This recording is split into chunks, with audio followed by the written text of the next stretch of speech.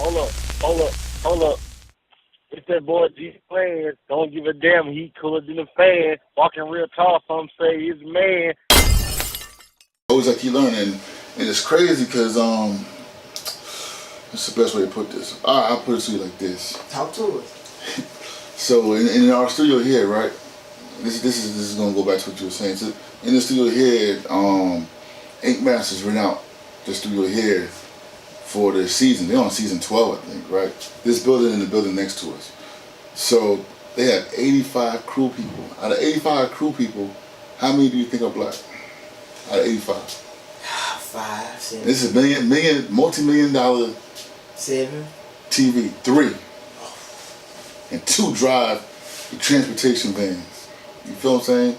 So that's our competition in terms of we only can't, as being African American or minority, because Latino directors too, we can't just be good, we gotta be better than good, because they're gonna see us and whatever. Like we did, like for I shot a short in Hollywood, right? So we wrote it here, and we actually casted the people online, so that all the actors are white, right? So we get over there, the whole crew is black. So we get there, they got their papers, they got their sides, we got to practice. They look and they see the open the caravan door out. It's all black people coming out the caravan. They're like, okay. Yeah. But it turned out to be great. We got made it to the film festival, even made it to the Cannes Film Festival overseas. So it's just we gotta be better, because they always want to doubt, especially that we just don't know what we're doing. And I ain't gonna lie, there's a lot of directors out there or editors. There's a lot of people calling themselves directors, they're not really directing. Just because you can shoot and hold a camera and edit and not put love into it, no color correction, no post, no real camera angles, everything is just boom, boom, boom. That's not a real director. But and those are dudes that be charging like $400 or $500, so they cutting it down for everybody else to really eat, because I believe like, yo, he got a red, he's shooting for 500. But he's not putting no color. As soon as you see on the screen, what you see on the screen is what you see in the final video. They ain't putting the colors out.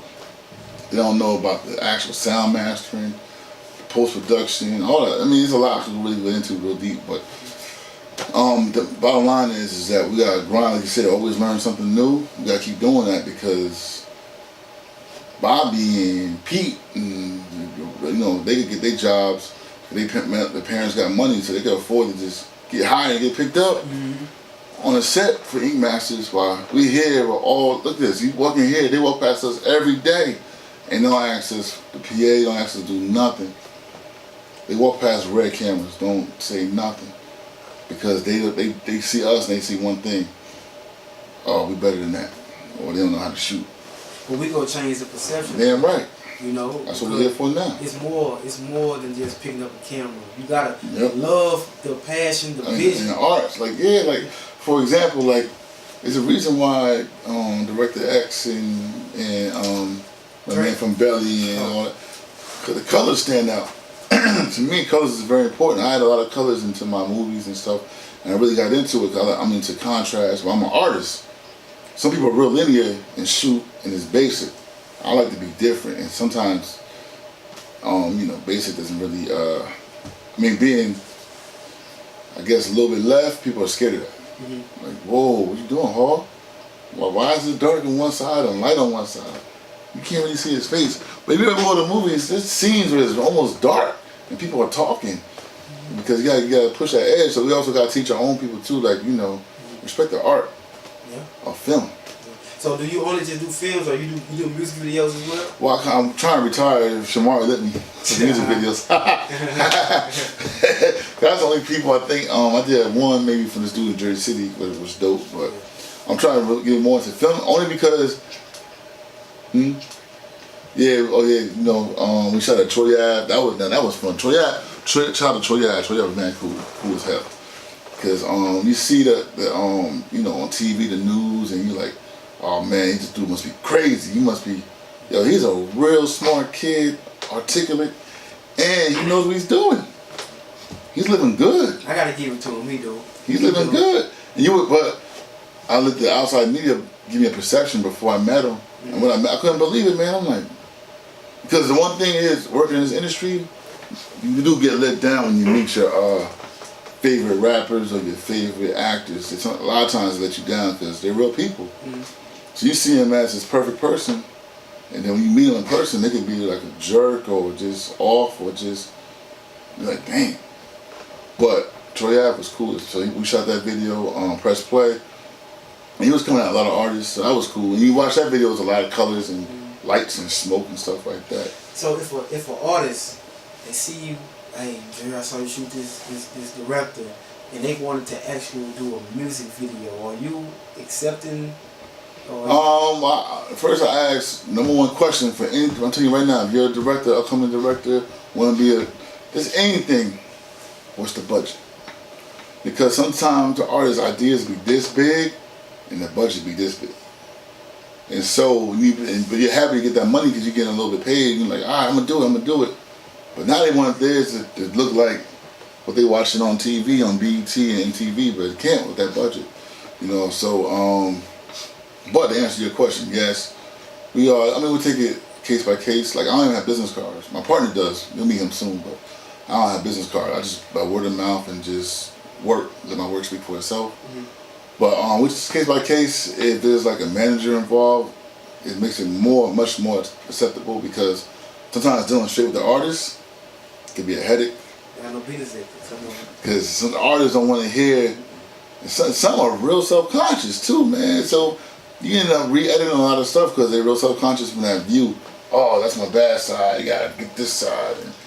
And that side might be there for 2 seconds and it's like, nah, man, look real big right there. So, but, sorry to get back to your question. But yeah, we working with up-and-coming artists. And really I just go by the vibe, if they're serious. And you can tell if they're serious or not because sometimes when you tell them like, look, you gotta take this treatment and break it down to this 2-day shoot or 1-day shoot. And they're like, all right, cool, how can we do that? Then that's somebody we can work with. We get an artist like, nah, man, we gotta have it this way, we gotta have it that way. Then sometimes it's not worth it, you know. I want to ask you this too, man. Like, you know, like I said earlier in the interview, I know you're a role model. People look up to you. They might say, hey, I want to pick up a camera and start shooting. Like, what are they looking forward to? Or what advice can you give to them? They want to get into this game. Right. First thing, don't try to keep up with technology and the Joneses. So, for example, if you got a Canon 60D, if you got a Canon 60D, if you got a T5i, if you got a 5D, you don't have to go get the newest camera all the time because sometimes it comes down to your lens and the lighting. And that changes everything. So I would say pick what fits you, get that style, and stay with it. Like, I just upgraded to the red from the Black Magic. A lot of people be like, Black Magic. Nah. And then what happened? You started seeing them more, right? Like, then with the pool party, the man had the what? The Black Magic. You know what I'm saying? So it depends on you. You don't have to keep. We're talking about the camera lenses and the yeah. So basically, man, is picking what fits you, and don't try to keep up with everybody. It's real easy. It's very easy, especially with other people, man, because it's like trying to see who's better or who has more. I can sit here, I got the red Scarlet. The guy next to me, yeah, but I got the red Dragon. I love this Dragon. So now he in your mind, you can like, damn, I gotta get that. And all this is a different sensor. It might be a wider format, whatever it is, but if it can't fit your pockets, don't go broke trying to get that. Be comfortable. And what I did it was crazy. Like all this stuff I got now, I start off with one piece of equipment, one camera. Right, one camera. I do a job. It says spend that money on weed. I don't smoke, but weed, hookah, drinks, partying, whatever. I put it to the side and added another camera. Try another something, whatever. Add another camera. And sometimes bartering. I shot a movie, the second movie I ever shot. That's how I got my first red was, you buy me this camera with all these parts. The camera was like $14,000, $12,000. The dude had a credit card but not cash. got me the camera, I shot the movie. You feel what I'm saying? You gotta think. Like, and sometimes it's okay to be like, not everything has to be for money, especially if you're trying to get out there. Everything doesn't have to be about the money. It could be like, all right, well, can this person help me? Just don't fall into the trap of, yo, I get you popular on Instagram. I get you.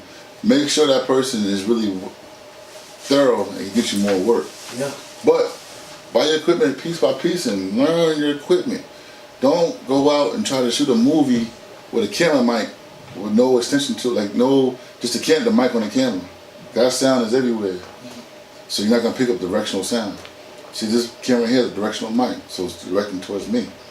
Little stuff like that. That mic can cost you whatever. You can get one from $50 to $400, whatever your price range is, but it's important to have it. Boom mics, lighting is very important. Look up lighting. YouTube has everything, the answers to everything, man. Oh, I gotta shoot a music video on the beach. Tips on shooting on the beach. Type it in YouTube. Why not? You know, and just don't let your ego get in the way of you learning more and more. I'm always trying to learn. Always trying to learn. Always trying to learn. Yeah. Always. Yeah. All right. I want to say this too, man. If anybody wanted to get in contact with you, do business, how can they get in contact with you? Again, contact for business, HallmillsNetwork at gmail.com. HallmillsNetwork at gmail.com. On my Instagram, also have Instagram, same thing. My personal Instagram is Director J Hall. Director J Hall. And that's my Instagram.